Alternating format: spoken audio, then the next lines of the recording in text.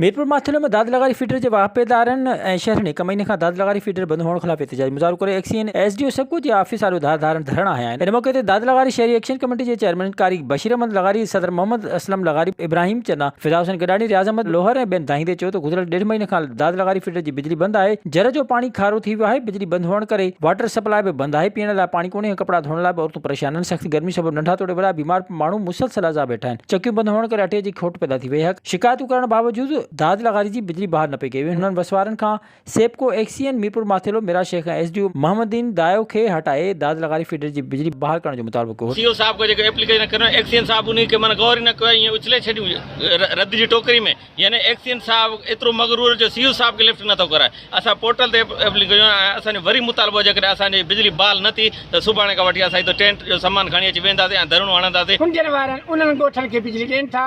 असांजी बिजली ख़तमु करे छॾनि। 4-5 थंबा ॾठल आहिनि। 1.5 महीनो थियो आहे। पाणी जी एॾी तकलीफ़ आहे।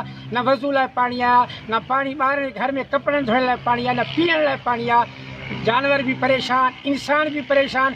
इन्हनि जे कननि ते जूं नथी रिंगे। राब्तो करण ते एसडीओ सिपको मीरपुर माथेरो मोहम्मदीन दायो अवामी आवाज़ टीवी के बुधायो तो तूफान में दाद लगारी फीडर जा 57 थंबा किरी भजी पिया हुआ। तारूं भी तबाह थी वियूं। ॾींहुं राति हिकु करे नवां थंबा ऐं तारूं लॻाए बिजली बहाल करण की कोशिश में आहियूं। हुन चयो त अरबा ताईं फीडर जो मरम्मती कम मुकम्मल करे दाद लगारी फीडर जी बिजली बहाल कई वेंदी। विजिट कयो अवामी आवाज़ मीडिया ग्रुप जी वेबसाइट awamiawaz.pk।